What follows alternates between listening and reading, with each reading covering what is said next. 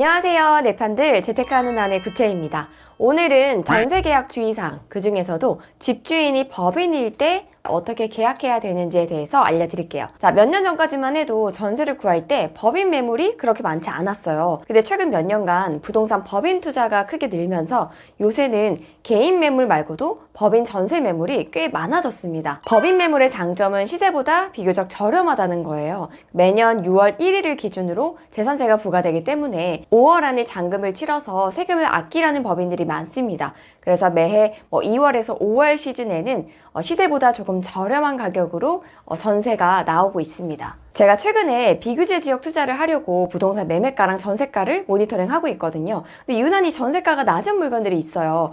동도 괜찮고 층도 괜찮고 신축급이라서 내부 상태도 크게 차이가 안 나요. 그런데도 몇 개는 계속 전세가 안 나가더라고요. 심지어 시세도 1,000만 원에서 2,000만 원 싸게 나와 있어요. 왜 법인 매물은 시세보다 싼데도 잘 안 나갈까요? 그 이유가 있더라고요. 집주인이 법인이면 무조건 안 좋다, 이런 건 아니지만 세입자로서 권리를 지키려면 오늘 제가 소개하는 이 세 가지를 꼭 아시면 좋겠어요. 첫 번째, 경매에 넘어가면 세입자의 보증금이 1순위가 아닙니다.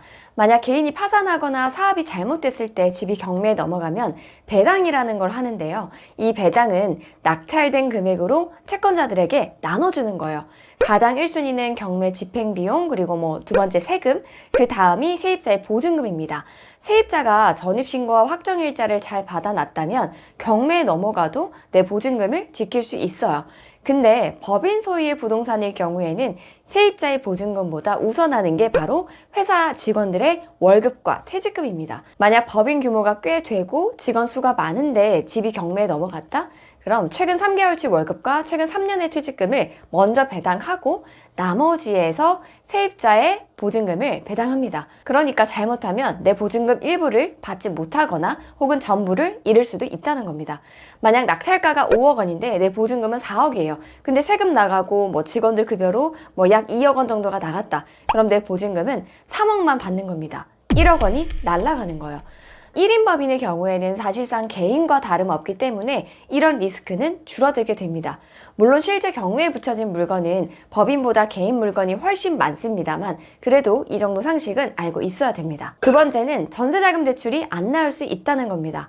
경매에 넘어갔을 때 보증금을 다 회수하지 못할 수 있는 이 리스크 때문에 은행권에서는 대출을 잘 안 해주려고 하겠죠. 보통 일반 매물은 전세가의 80%까지 대출이 나오는 반면에 법인 매물은 법인 사업의 목적이 부동산 임대업일 경우에만 대출이 똑같이 나옵니다. 그 외 법인은 대출이 잘 안 돼요. 자, 사업자 등록증 또는 법인 등기부 등본의 업종이 부동산 임대업이라고 표기가 되어 있어야 되고요. 이때 전세 보증금은 5억 원 이하여야 합니다. 참고로 임대인이 법인이면 보통 한국주택금융공사 HF에서 보증서를 발급받게 됩니다. 따라서 전세를 구할 때 애초에 이 매물이 법인인지 개인인지 물어보고 법인이라면 부동산 임대업으로 등록된 법인인지 그래서 대출이 확실하게 나오는지 확인하고 매물을 보러 가셔야 돼요. 실컷 시간 내서 보러 갔는데 대출 안 나오는 법인이거나 계약하고 대출 받으려고 하는데 그때 대출이 거절된다. 그럼 내 계약금이 날아갈 수 있으니까 미리 꼼꼼히 확인하시길 바랍니다. 자, 세 번째는 보증보험 가입이 거절될 수 있습니다. 전세보증보험은 전세 계약 기간이 종료됐는데도 임대인이 보증금을 돌려주지 않는다. 이때 보험사가 대신해서 내 보증금을 돌려주는 보험입니다. 요새는 깡통전세 이슈가 많기 때문에 세입자 대부분이 보증보험을 굉장히 선호합니다. 근데 법인 매물일 경우에는 보증보험에 가입하려면 몇 가지 제한이 있는데요. 앞서 대출과 마찬가지로 법인 사업자 등록증에 종목이 부동산 임대업으로 돼 있어야 되고요. 또 한국건설협회, 한국주택협회, 렌트홈에서 조회되지 않는 법인이어야 합니다. 부동산 임대업으로 돼 있는 법인의 경우는 주택도시보증공사, 허그에서만 전세보증보험 가입이 가능하고요. 모바일이나 온라인에서 신청하면 거절되는 경우가 있으니까 가까운 허그지사에 방문해서 가입하시면 됩니다. 자, 이때 필요한 서류는 이렇습니다. 짠!